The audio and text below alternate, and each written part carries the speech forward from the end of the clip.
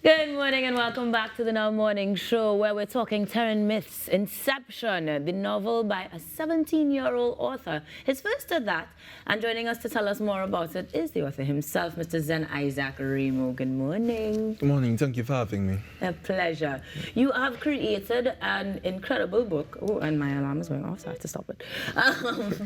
You've created an incredible book based on an incredible set of persons that I'm really trying to understand the inspiration behind. When we talk about societies and classes and long rule, it immediately talks to history for me, but I want to understand your thought process as to how we got from here to there. Oh, well, for me personally, I was always inspired more by mythology rather than history. It's just because there's so much more potential when it comes to mythology, you see. Yeah, and as a kid, I was very interested in like Greek mythology, so I decided to write my own book. And I figured there are certain things that I can improve upon in my own writing that I was really passionate about.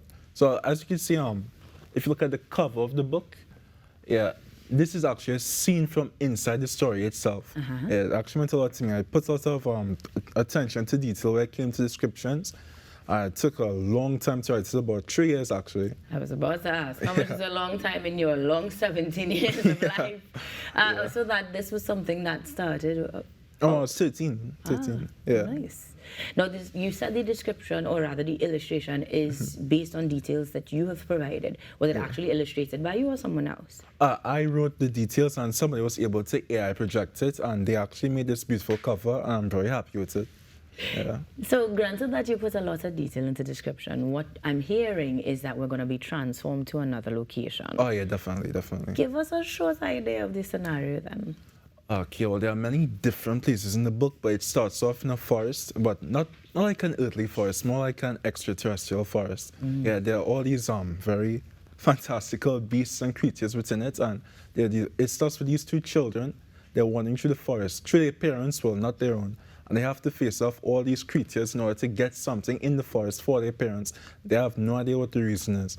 And it's a very traumatic. It's supposed to be very traumatic from a very young age. It's kind of showing how I find there are lots of issues within the youth, especially these days, they don't get paid enough attention at least. And I was trying to angle the book towards that, at least from the start, and how that shapes people's careers in the future. Because I find that, especially these days, children, they don't seem as focused or as forward-minded as people were in the past. I don't know if that's because they're adults now, but even when you hear stories from their past, they always seem much more lively than we are now. And I can never understand why. So I tried to find out what the answer was through my writing. I asked lots of questions, some people much older than me, to kind of give me direction to what I wanted to put in the book, what I wanted to make a story about, and the direction and the impact I wanted to have on people. Yeah. Describe that impact to me, because I think it's particularly, it's encouraging to me, an older person, to hear you acknowledge the fact that there is a significant difference between generations and the ability to focus, or even just the way that we think. So the impact that you hope to share based on this book is what? Oh, if you'll notice, the mind has limits on what it can take, and most people, they start, instead of dealing with their problems, they kind of hide them instead. Where have you been all my life? No, we need a gramophone for you. Say it louder for the people in the back. Carry on. Yeah, and the thing is, our subconscious tends to be the place where we hide our darkest thoughts, but that's also where our greatest place of innovation is. And if you hide the darkest parts of yourself in that place, it makes it harder for you to express yourself later on, and you end up stifling your potential, and that just leads to greater chaos in the long run. That leads to very complacent workers, leads to unintelligent people in the whole. And yeah, it just seems like right now we're not heading in a good direction. I wanted this book to mean something on that level, on a great level, that could help maybe redirect people. Because I myself have ambitions, probably more than the average person my age at least. And I definitely want to aspire to at least be on that level that I set for myself, if not greater. And this book, it's helped me a lot actually. Me writing it and going back to the chapters, it's definitely helped me in terms of staying focused, staying positive.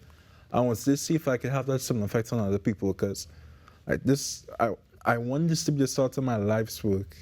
Yeah. A profound declaration therein, which means that we could have a few more pieces to look forward to, perhaps a trilogy of sorts. It is a trilogy. The second one is actually the first chapter of the second book is in this book. Oh, nice. Yeah. And in terms of the book itself, where can we find it?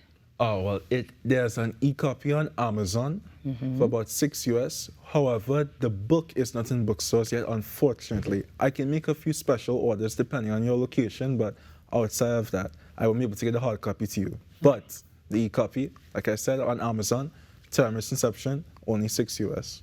So what's the delay on the hard copies? We like to turn pages. We like to feel the spine of the book. Yeah, and I know most people like to read hard copy, but it's a long process trying to get it in the works in terms of getting into bookstores. Because even in production, it took a while to produce. Let's talk about that a little bit, because in terms of publishing a book, there are many options now. Yeah. Perhaps more than the past, but still a lot of complexities to it. So the book took you 3 years to write. Once it was written, from writing to publishing, what was that process like? Oh, well, publishing online, yeah, that was honestly almost as hard as writing the book.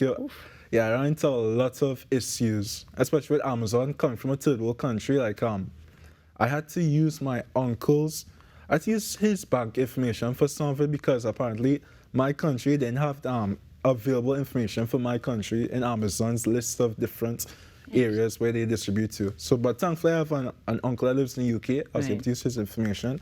And I also had some problems regarding the password. There's a one-time password that you get. For some reason, I wasn't getting it. Thankfully, I had the help of a current author, Rosalind Carrington. Yeah, she was able to help me with that. Okay. Yeah, and once I had all the issues knocked out, I just worked on publishing as soon as possible. Okay. Yeah. Now, I hope that, granted, we're looking at a series of books, that the next couple of books will not be as difficult to publish. Hopefully we've jumped over that hurdle. Yeah, but now that we understand the impact that you hope the book to have, we know the impact it's had on you. What I want to ask is, who inspires you? You've mentioned other authors that have helped you, and I'm sure there are teachers, even members of your family who would have helped you. But who would you dedicate this book to if you had the chance? Unfortunately, I've really always been alone in terms of when it came to what I want to do outside. Most people around me, they never really did anything like this. They've started the conventional part, like school, get a job and all that. So everything that I did outside of that was of my own making.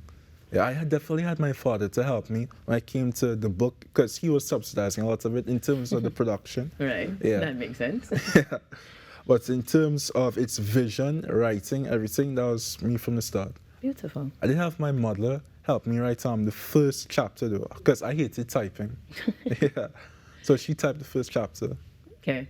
And in that case, beyond the book, and generally while you're still in school, how do we find you otherwise? What's your social media handles, any websites, anything we can connect with you on? On Instagram, I am Zen_Isaac, and my email, well, I still have my school email. I don't know if I should plug that in.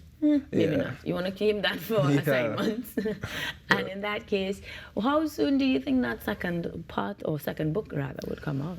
It should come out by next year. Summer next year. Summer next year? Yeah. So then we'll see you back on set to tell us more of these incredulous stories and inspire us even more. Let me say thank you genuinely and wholeheartedly. Even though you said you're a loner and you do things on your own version, you want to consider the fact that you have certainly inspired not just other students, but adults as well, and given us hope. So thank you for being here. Thank you.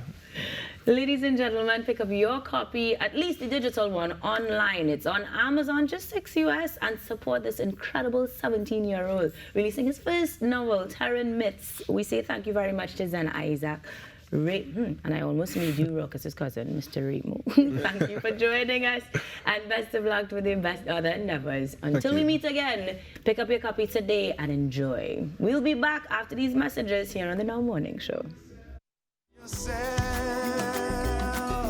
Wake up, start dreaming dread. Don't let nobody teeth your head. Your whole life is ahead of